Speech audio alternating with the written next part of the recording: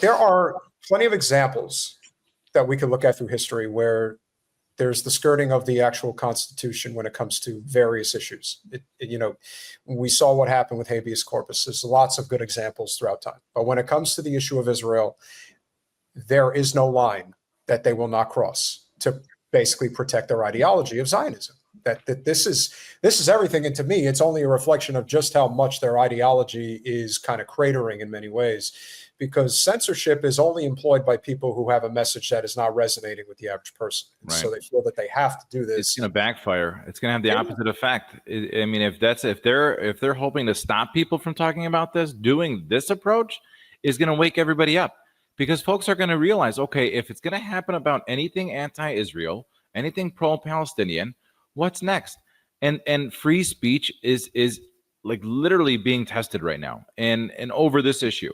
And so, there's always that famous poem, well, they went for the communists and I wasn't a communist. And then they went for the Jews and I wasn't a Jew, but here we are now. This is the same situation. We have to realize how serious this is, because if we can have the best Bill of Rights in the world, but if we don't have a check and balance on the rights that we have, if we're not able to stop somebody, this type of administration who's very authoritarian, as we've now seen, if we don't have the ability to stop this type of conduct, then we have no rights left. I mean, they don't exist.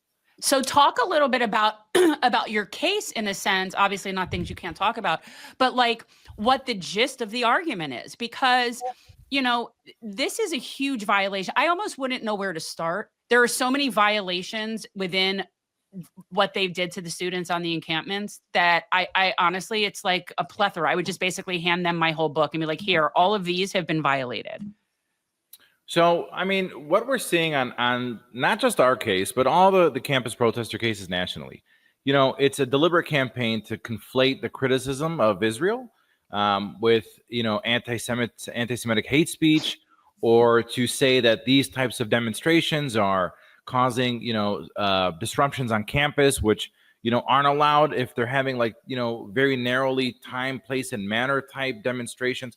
Because the argument is you can speak out against or have dissent on certain issues. You could speak out on it, but you can't disrupt the ongoing campus. And when we let's look at the example of the University of Michigan. All right. Now, in Ann Arbor, we've got a very popular football team. On a Saturday, there's probably over 100,000 people that show up to the university and tailgate before the game. Yeah. And they're drinking, and they're open flames, and they're having barbecues, and right. It's like encouraged by campus. Here, look at the encampment. There was 30 students sleeping in tents, not bothering anybody, no open flames, no alcohol, no noise. This is 5:30 in the morning, and they're being like pummeled by riot gear officers. It's because of the signs that say, free Gaza. This isn't just an outrage. It's not a safety issue. If they were worried about safety, they'd be looking at the tailgating situations that they encourage every Saturday. It's not an issue of disruption of speech, or of the school grounds or class. This was like end of May. Graduation had happened already. School was out for the most part. Right. So, none of these arguments that the U of M administration were trying to pose as a pretext to break up the encampment really don't hold any water. These are non-violent, encampments. There was a church group when they first showed up. When officers first showed up, there was a church group. They were holding prayer at like 5:30 in the morning. Like, you can hear birds chirping on the body cameras. Like, that's how quiet it was. And then they get on the loudspeaker and they say, you have 10 minutes to leave. And then they didn't wait 10 minutes. 5 minutes later, they come in with their whole showing of force into this encampment. And these poor students, they're not violent. They're hippies. I feel bad for them, because it was just so aggressive. It's just it's ugly to watch, and if it does ever get to a jury, I'm confident, this is why I love the jury system, because 12 people have to agree that this was, a crime. And I don't think that there's going to be 12 people in Ann Arbor who are going to look at these poor students and how aggressive these cops showed up and say they're guilty of felony resisting and opposing police officers. Yeah. No question. I have to say that would be a more reserved version of Mangione monetary theory. That's what we call. Jen and I have been coming up with, which is if you can look at what happened in New York and then you see how it happens in other places. I'm not saying we're going to have a Mangione situation similar in scope in Ann Arbor, but I think there is this. I said from the very beginning that I thought Luigi in many ways was sort of he kind of was like the Dark Knight in many ways. He's right. simple. He's representative of something that's more than just a person. He represents millions upon millions of people that feel that our system of injustice is not acceptable. And this would be another example of that. We really have taken our freedoms for granted for a very long time. There were domestic freedoms that were taken for granted under Clinton, and then there were obviously, foreign freedoms that were taken for granted under Bush, and it's just become, in many ways, we haven't pulled back in any way. In fact, we've made it exceptionally worse. And when it comes to the issue of Israel, to me, this is like the last line of defense in many ways. This is a line that it is the what is it, the third rail, I guess you would say. We have passed the point of no return on this particular issue. And you're seeing it across all elements of the political spectrum. There is not one specific faction or ideology that says we are done with the state of Israel. This is something that is crossing over and uniting people politically in ways that we could never have imagined. But the question that I have for you, Amir, Dana Nessel obviously is going to be running for governor of Michigan. So is Buttigieg and probably a plethora of other people. The issue of Israel is going to come to a head. There is no bigger Muslim population in the country than in Michigan. Right. We'll have the power to determine who the next governor of Michigan is going to be. And clearly Whitmer is going to run for president. I still think they're effing with you and your people in terms of your political Our community will. supported Dana. We, in the beginning, when she ran, she sold us out. I held fundraisers for Dana. She's somebody we knew very well. I mean, she appointed the first Muslim woman as a solicitor general for our state, Fedwa Hammoud. She argued before the Supreme Court on behalf of the state and won in the United States Supreme Court. She had great appointments from the urban Muslim community.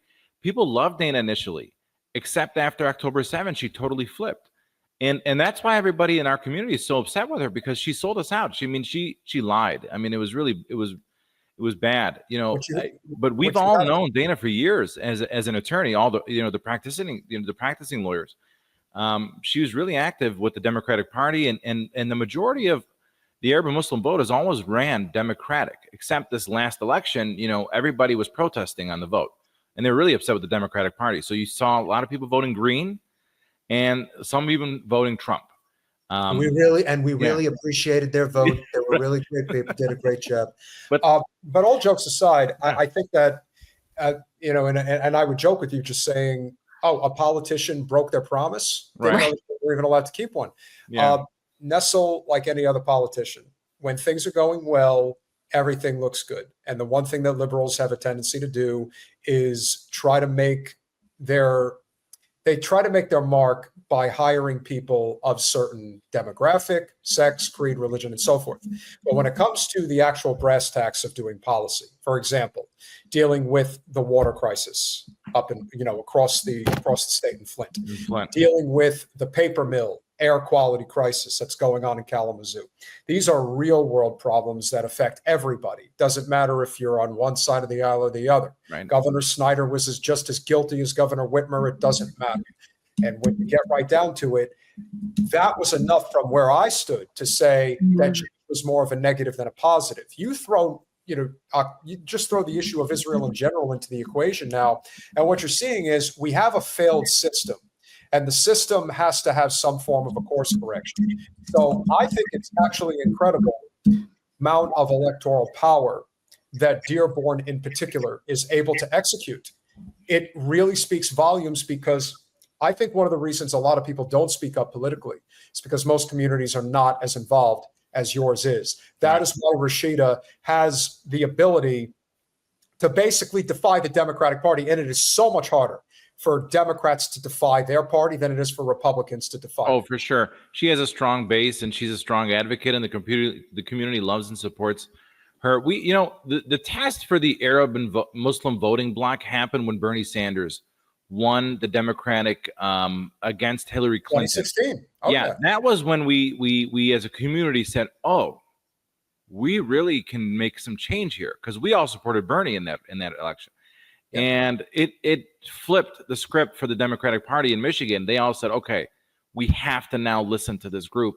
It's very important. And Trump knew that was going to be a big voting bloc and came to Dearborn and really tried to sway the vote in the last week of the election, and tapped some of the locally elected mayors in the city of Hamtramck and Dearborn Heights, who ended up giving him an endorsement. And I think that might have helped him, get a lot of votes from the urban Muslim community. I think the community regrets that. I don't think that was the best choice, obviously. But still, I mean, it is a voting bloc that needs to get organized a little bit better, I'd say, and understand that we have to have a memory that's a little bit longer than the last, talking point of a politician. But, it's still there. The uncommitted campaign started from this group, and that was massive. That we did not expect the uncommitted campaign to have as much of an influence as it ended up having, across the country.